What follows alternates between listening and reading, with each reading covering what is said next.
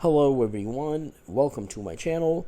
In today's video, I'm planning to talk to you about the 5 top tips for moving to Canada as a pharmacy professional. Now this is very important, and I'm really happy that a lot of you have been reaching out through messages and emails. Some of you are planning to move to Canada in the next few months. Others are already here in Canada. So that's actually a great progress, and I'm really happy for you. But it's also important to know what to do once you arrive in Canada, how to avoid the very common mistakes that immigrants do when they first arrive in a new country that they don't have any friends or family in that can help them. So I know that today's video is about a completely different topic than what I usually talk about, but I felt that it's really important to bring this up to your attention to help you in the next few months and help avoid certain mistakes that I'm going to talk about in this video. Now, these 5 top tips for moving to Canada are just from my own opinion. It's based on experience from what I've seen in other cases, students, immigrants coming from other countries, pharmacists coming from other countries, and landing in Canada and not knowing what to do or where to go. There was a case of an immigrant pharmacist who came from the Middle East, actually, and he landed in Canada all by himself. He did everything by himself, which was great, and that I think he was in Alberta, somewhere in Alberta, maybe Calgary or Edmonton, I can't remember. But one of the first mistakes he made is that he brought a lot of money with him, all his savings from wherever he came from, his country. And of course, they will allow you, because it's your first time in Canada, you just landed in Canada, you're allowed to bring all the money you want. There is no restrictions. You just have to tell them in the airport. So that's what he did. He brought all his money, about $100,000 or something like that. It was a big amount when he told me. And he started spending the money on hotels. So he stayed in this hotel for a month and then switched to another hotel for a month and so on, because he wasn't able to get a place to live or rent a place. That was one of the mistakes he made. So he spent a lot of his savings on hotels, and that's one thing you don't want to do. Those hotels, they don't deserve your money. You need to save as much as possible as soon as you arrive here, especially if you're moving to Canada with a family. You're not all by yourself, or even if when you're moving here all by yourself too, you don't want to spend all of your money, all of your savings on hotels. There are other things, other expenses that you need to save for. So that's just one example I wanted to bring up to your attention. But let's talk about what are the 5 tips that I believe might help you when you move to Canada. So the first one I want to talk about, the first tip, is housing. Now, where are you going to stay when you come to Canada? This applies to people who don't have family or friends in Canada that can help them when they move here and accommodate them, offer you a room or a place to stay. So that's fine. If you have a friend, if you have a family member, don't be shy. Just ask them if they can accommodate you for a few months until you find a job and a place to stay and rent yourself. Don't expect to buy a place as soon as you arrive here. That's one of the biggest problems in Canada right now, especially with the inflation and the high interest rates. People are actually selling their places, like their homes, and people are unable to buy places.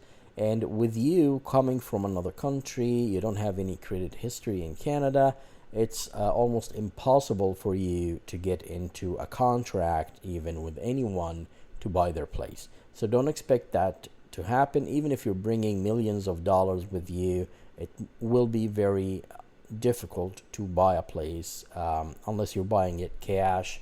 You're cashing it out right away from the owner. You don't have to go through the banks or anything. It might work, but I would not recommend that. And most people are not bringing in millions of dollars with them. So what do you do if you're coming here and you don't have a family member or a friend that can help you with housing? Are you going to stay in hotels like the other guy did? I just said I don't recommend that. You could, but it's very expensive to stay in like a 3-star hotel, which is a garbage hotel actually. It will be still very expensive on a monthly basis, on a monthly budget. Are you going to go rent a place? They're not going to rent a place to you, because in Canada, the rules are when you go rent a place, you go see a place, you have to fill an application. And in that application, you have to put a lot of information about yourself. Information such as your social insurance number, at least 2 references, and those references has to be here in Canada. They're not going to call international numbers. Information about your employer, what do you do for a living, how much you get paid on an hourly basis or a monthly basis, however it is. So you would be lacking all that information on your application, and any missing information will be a red flag. They will immediately block you from applying to rent that place. They will send you an apology. Sorry, we decided that we're not gonna let you rent the place, and that's all. This doesn't apply if you're renting a horrible place in a very dangerous neighborhood, because these places are very difficult to rent. So if you're willing to take that risk, you could. There are many buildings, like condo buildings and even houses in neighborhoods that nobody wants to live in, because there's very high criminal activity in those areas and even within the building itself. And that's why people avoid these places. And these will be the places that are offered for a really cheap rent. So if you're not sure, you have to Google the place before you apply for it, to get a little bit of a history. And the good thing about Canada is that everything is on the internet. So if you want any news, old or new, you will find it on the internet. So just let's say you found this building, it's offering a 2-bedroom condo, it's perfect for you, the location is perfect, it's downtown or wherever it is, in any province, any city you landed in, and you want to view the place, or maybe you went to view the place and you liked it, and now you want to put an application on it. Google the place, Google the address, and see what are the news about that place. If it's really cheap in a very sketchy neighborhood, you probably will find some interesting news on the internet about some crime that happened on that date, or another crime on that date, some fire that went off and burned a few houses or a few condos on that date, and so on. So, not to scare you off, but when you sign an application for rental here in Canada, it's usually a 1-year application. That's the majority of rentals everywhere in Canada, in all provinces. They catch you up and make you sign an application for a contract for a 1-year rental. In order to get out of that contract, it's going to be very impossible for you. They're not going to allow you to get out of it unless you make a really serious excuse and say, hey, I can't, and you'd be lucky if they don't red flag you too, because when you move to another rental, the other rental owners would ask you for your previous rental reference. So you don't want to have a bad relationship with your current owners of the place that you're renting. You have to keep it as nice as possible. Even if you're leaving, you're breaking a contract, which I don't recommend at all. I don't recommend you break a contract. If you sign a contract for a year, just suck it up and stay there for a year, unless it's extremely dangerous and people are breaking your house every day and stealing from you. That's something else. And in that case, you would actually have an excuse to leave earlier in your contract. But yeah, do your research if you want to rent. Most of the time, newcomers to Canada would find it very difficult to rent a place. My advice when it comes to housing is that either start with an Airbnb, because they don't really ask questions with Airbnbs. It would be slightly more expensive than if you would rent a place outside, but not that big a difference, because most of the time, like when I check Airbnbs, when I go to another city, let's say I'm visiting another city, I notice that a monthly rent on an Airbnb would be about $2,700 to $3,000, and this is actually for a 2-bedroom. This is actually how it is if you would rent outside. If you would rent a condo or for a year or a house, depending on the size of that place, it would be around $2,500 up to $3,000, depending on where you are. Of course, if you're downtown, like in Toronto or somewhere like that, it would be even more expensive. So you can start with Airbnbs, and everything is online. You can even check it out now if you're on your way to Canada and see the prices where you live. That would be one option.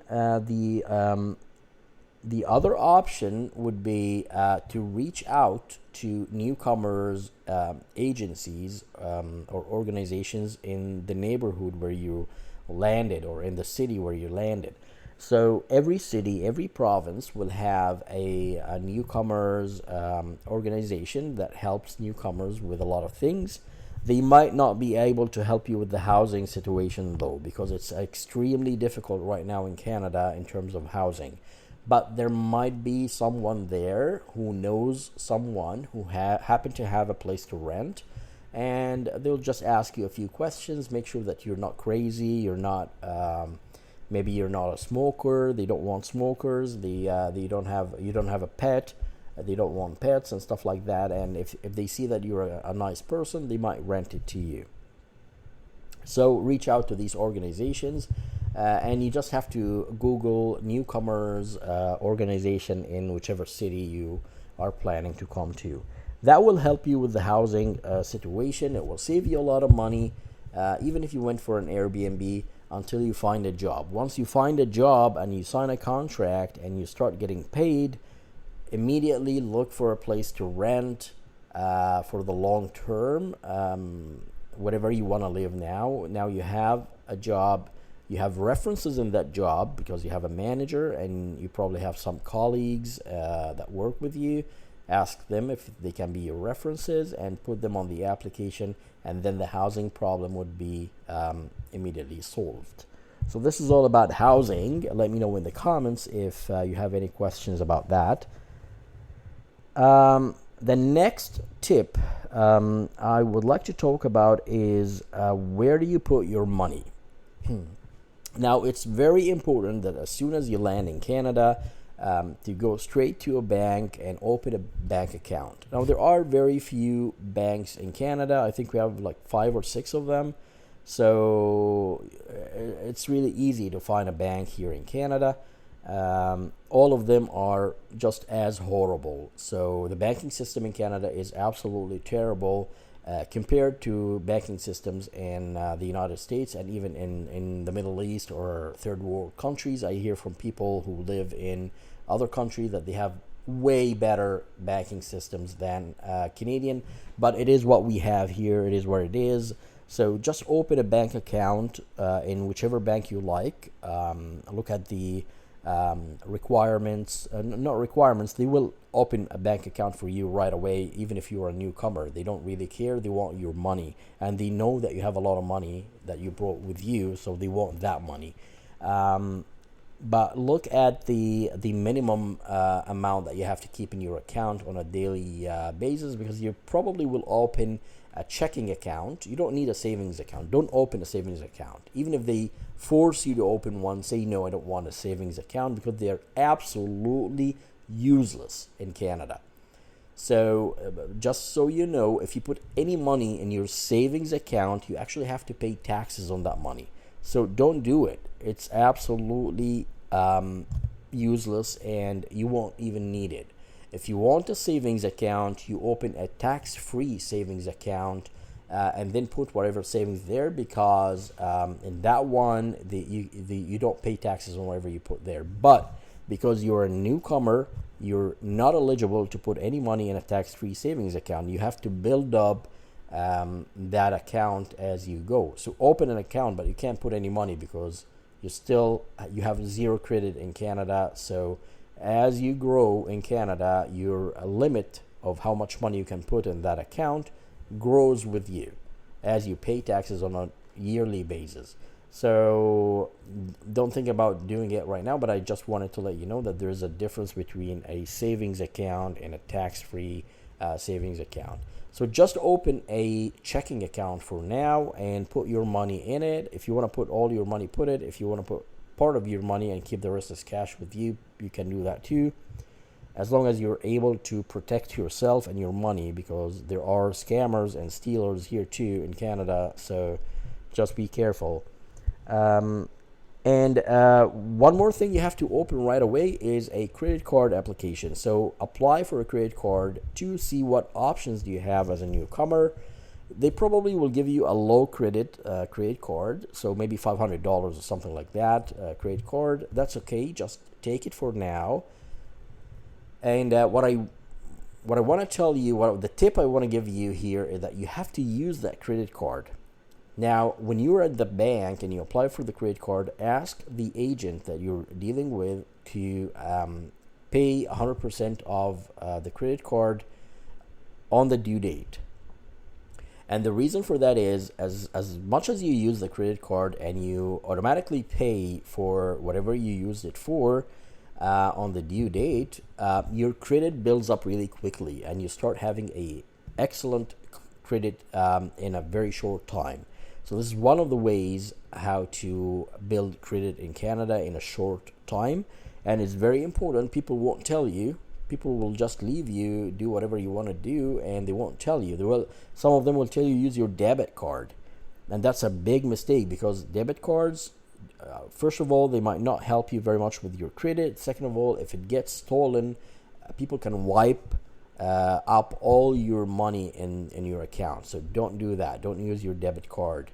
Just get a credit card, even if you use it for simple stuff. If you don't like, or you're not used to use a credit card, just use it for the simple stuff and have it getting paid on the due date automatically.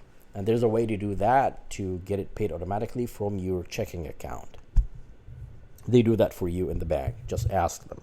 So this is the second tip I wanted to talk to you about: to open a checking account right away, and also a credit card right away. The third tip, back to the second tip: don't get a credit card and not use it. That's useless, because you just got a credit card to build up your credit. If you get it and you don't use it, you're not building credit. That's useless, and you're still brand new in the country. So you want to show that you are actually trustworthy. So use your credit card and get it paid off on the due date. Okay, third tip.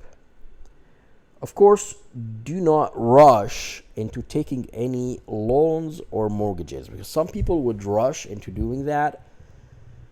I can tell you right now, if you do that right away, you will get rejected. And it's not nice to get rejected on loans and mortgages, because everything will be recorded on your history. So the next time when you're actually qualified to apply for a loan or for a mortgage, and you go and apply, they will look at your history. Oh, this guy got rejected before. So you don't want that to happen. And I know that some people rush it up because somebody told them, oh, you can just go to the bank and get a mortgage and buy a house, and then you pay for it on a monthly basis, like a monthly installments. And that would be the easiest way to get a place here in Canada. That's wrong, because as soon as you apply for a mortgage, you get so many applications to fill, and most of the information would actually be missing, including employers and information, social insurance number, and all that stuff. So instead of applying for a loan or a mortgage right away, leave that aside and go apply for a social insurance number and healthcare benefits and all that stuff. That's more important.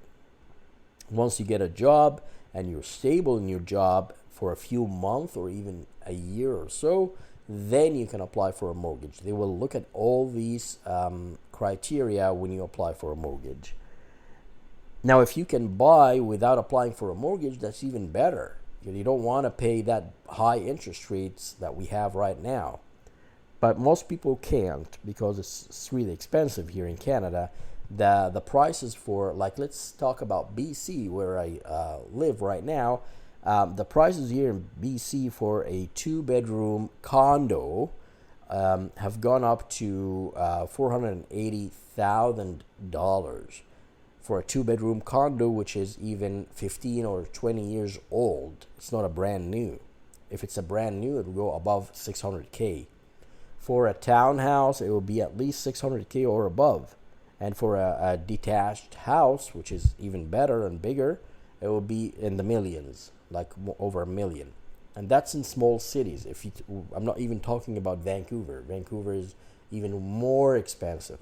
So yeah, prices are really expensive here. So just wait until it's the right time for you, and you will buy a place for sure.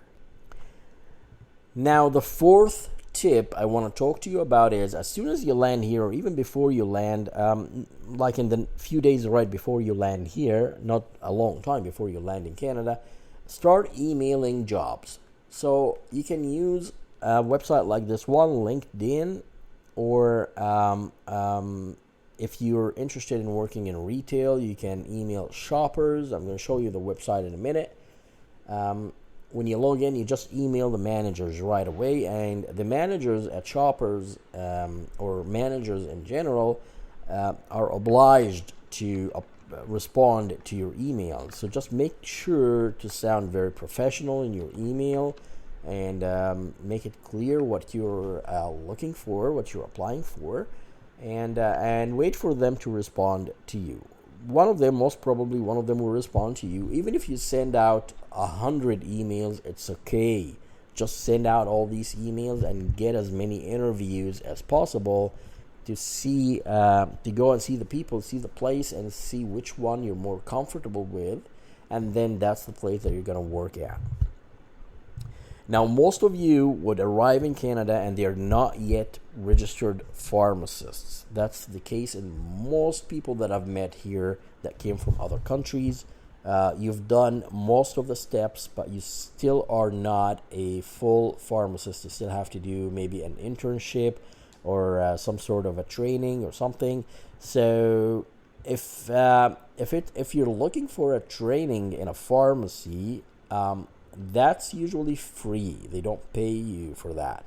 However, it depends on where you're looking. If it's downtown somewhere, big city like Toronto, downtown Calgary, downtown Edmonton, and the big cities, you might actually get paid for your training because they're looking for any people to join them, and it's a very busy place. So they would get a student and pay them. Of course, they will pay you a very small amount, maybe $17 an hour or something like that. So a very minimal wage, but it's still something. So when you get paid, that's better than not getting paid for your training. However, it's not always the case. I've seen people who were able to get paid, and they got many offers actually to get paid.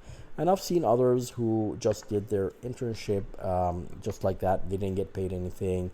They worked for like a whole year as a student until that pharmacy manager gave them the final evaluation, and then they became licensed pharmacists. So look around, don't rush. Email jobs as many as possible. Make your email very professional. Don't make it sound like you are begging the manager to give you a job or anything like that. No, make it sound professional. You just would love to have a job with them or work with them or train with them and anything like that. And even when you go meet those people, because most of the time they will invite you for a walk-in interview. when you go meet them, make sure to be very professional. Don't be like shy and lacking words and not wanting to say anything, waiting for them to talk and then you respond to them. No, try to be very confident and show that you're ready to get in there and do the job that is required by them. Now that was our my fourth tip for you. The fifth tip I have for you, which is the last tip for today's video, is don't rush and take the first job you get. Now, once you're done with your training, you're done with your exams, and you have a full license as a pharmacist, you are going to get a lot of jobs, especially if you put your resume out there on any of these platforms where you put resumes. You're going to get a lot of jobs from everywhere in the country. And my advice to you is to put your resume on LinkedIn because it's one of the places that people go look for candidates on. So put your resume, put all your experiences, and make sure to put keywords about pharmacist everywhere on your resume, because that's how they find you. Employees find you, and then there's a way that you activate looking or searching for a job, so that employers can communicate with you. So you're going to get a lot of jobs, especially now that you are a licensed pharmacist. Do not rush and take the first job, even if they offer you a lot of money and a bonus if you move there, because some people will offer you jobs in different provinces or different cities that are further away from where you live. So if you don't want to move that far, don't rush. But most people would move where the job is. If the job is really good and they're paying really well, they just move and take the job.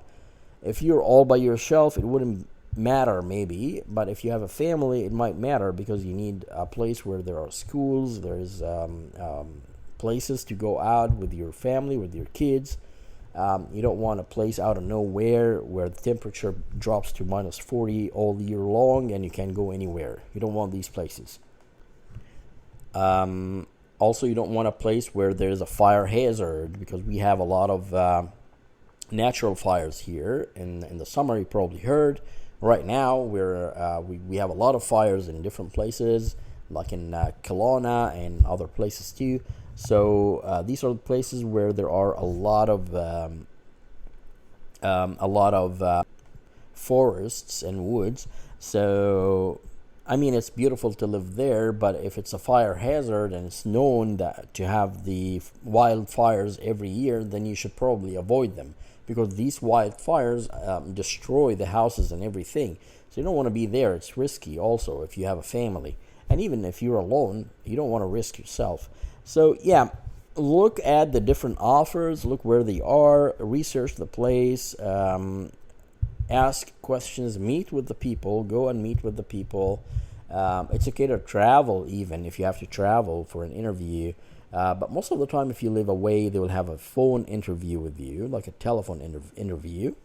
But I would suggest to travel. Like, let's say you live in Calgary and you got a job offer in Edmonton. It's okay to travel to Edmonton. It's a few hours by bus.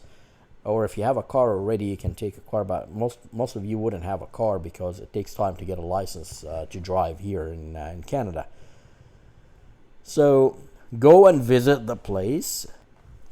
Excuse me, and see if you like the place, because this is where you're gonna work. And also look around the place, look at the neighborhood. Maybe you'll live there. See if you're gonna like to live there. Not necessarily that you have to live where you work. You can live further away, but if you don't have a car, I would assume that you're gonna live near to where you work as a walking distance, unless you want to use the transit system, like the buses and the trains wherever you're gonna live, if there's a train system. Some cities have trains, some cities don't have trains, but the buses are there always. They are good in some cities and they're really bad in some cities. So do your research And yes, don't take the first job just because, oh yay, I got a job and I have to accept it. Make sure that you're actually going to like the job, because I mean, it's not hard to leave. As soon as you join them, you just, if you don't like it, you give a 2-week notice, and then you quit if you want, if you have a better job in a better place. But it's just the hassle, like of moving from one job to another. So yeah, that was my last tip for you today. Let me know in the comments if you have any questions or if you need any guidance, especially those who are already in Canada. I cannot meet anyone. I usually don't. This is my policy. I don't meet people that I've known online, but I can try to guide you and tell you what to do and how to do it. Just leave me a comment or email me, and I'll be happy to help you. Thanks for watching today's video, and have a great day.